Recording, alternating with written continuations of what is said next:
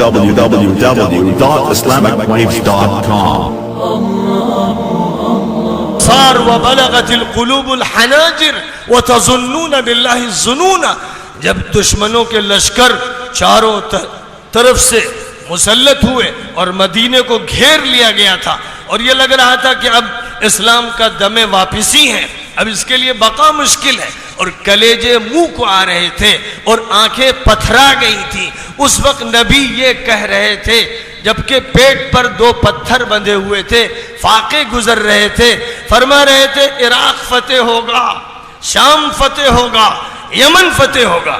یہ اس ایمان کا نتیجہ تھا جو اللہ پیغمبروں کو دیتا ہے اور پیغمبروں کی جوتیوں کے صدقے میں صحابہ کو دیتا ہے اور صحابہ کی کوششوں کا نظارہ کر کے تابعین کو دیتا ہے, اور یہ ایمان پھر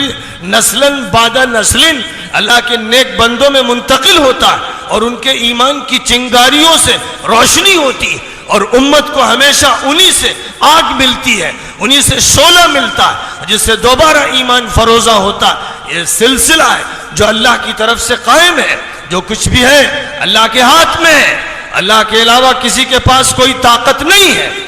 اگر تمہارے دل میں یہ بات ہے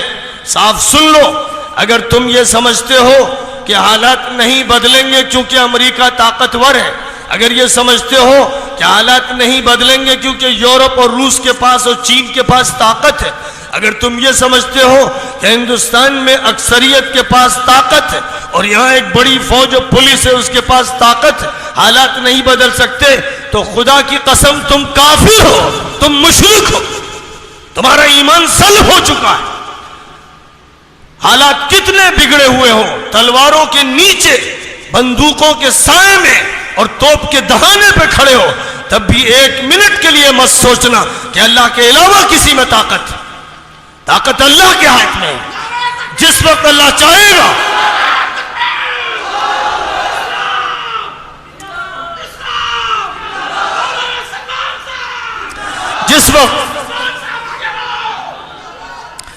جس وقت اللہ چاہے گا, جیسا چاہے گا. قرآن اسی سے بھرا ہوا ہے. افسوس کہ مسلمان قرآن کی تلاوت کرتے ہیں لیکن سمجھتے نہیں, قرآن تراویح میں سنتے ہیں لیکن سمجھتے نہیں. قرآن کو انہوں نے صرف برکت کی کتاب سمجھ لیا, قرآن کو انہوں نے یوں سمجھا کہ یہ تعویذ کی کتاب ہے, گنڈوں کی کتاب ہے, جھاڑ پھونک کی کتاب ہے, یا صرف ثواب کے لیے اس کو پڑھا جاتا ہے. قرآن اتارا گیا تھا ہدایت کے لیے, قرآن دستور ہے, قرآن قانون ہے, قرآن ہدایت نامہ ہے, قرآن بشارت ہے, قرآن ایک روشنی ہے, قرآن کے ذریعے سے تسکین ملتی ہے, قرآن سکینت ہے, قرآن اللہ کا بھیجا ہوا نور ہے, قرآن ایک انقلابی طاقت رکھنے والی کتاب ہے, قرآن معجزہ ہے, ایک معجزہ ہے. جیسے معجزہ حضرت صالح کو دیا گیا اونٹنی کی شکل میں, اور حضرت موسیٰ کو دیا گیا لاٹھی کی شکل میں, ید بیضا کی شکل میں, اور جیسے معجزہ دیا گیا حضرت عیسیٰ کو اپنے پھونکنے کی طاقت کی شکل میں اور قم باذن اللہ کی شکل میں, ویسے ہی بلکہ اس سے زیادہ طاقتور,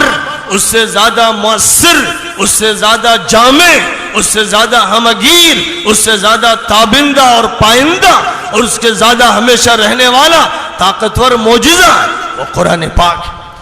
قرآن پاک کا معجزہ اس امت کو دیا گیا ہے اور پیغمبر اپنے معجزے کے ساتھ رخصت ہو گئے. حضرت صالح کی زندگی میں اونٹنی رخصت ہو گئی, اور موسیٰ علیہ السلام کے ساتھ ید بیضا رخصت ہو گیا, عصا رخصت ہو گیا, حضرت عیسیٰ کے ساتھ دم عیسیٰ رخصت ہو گیا. لیکن نبی کی رخصتی کے ساتھ قرآن رخصت نہیں ہوا. قرآن ایک جیتا جاگتا معجزہ ہے, یہ دلوں کو فتح کرنے والی کتاب, یہ دماغوں کو تسخیر کرنے والی کتاب, یہ پوری انسانیت کی رہنما کتاب, یہ دنیا کے تمام مذاہب کے جنجال سے نکالنے والی کتاب, یہ تمام انسانوں کو پستیوں سے بلند کرنے والی کتاب, یہ تحت سرا سے ثریا میں پہنچانے والی کتاب, یہ انسانوں کو اللہ سے ہم کلامی عطا کرنے والی کتاب, یہ دلوں کے اندر نور کی بارش کرنے والی کتاب. اس کتاب کے ساتھ وہ معاملہ امت کی طرف سے نہیں ہو رہا ہے جو ہونا چاہیے. وقال الرسول يا رب ان قوم اتخذوا هذا القرآن مهجورا. رسول اللہ میاں سے شکایت کریں گے ہماری, ہماری اور امت کی شکایت کریں گے کہ اے اللہ میری قوم نے قرآن کو چھوڑ دیا. اگر یہ میری قوم قرآن کو لے کر آگے بڑھتی تو جس طرح اس کو لے کر آگے بڑھے تھے ابو عبیدہ ابن الجراح اور خالد ابن الولید اور عمرو ابن العاص اور سعد ابن ابی وقاص اور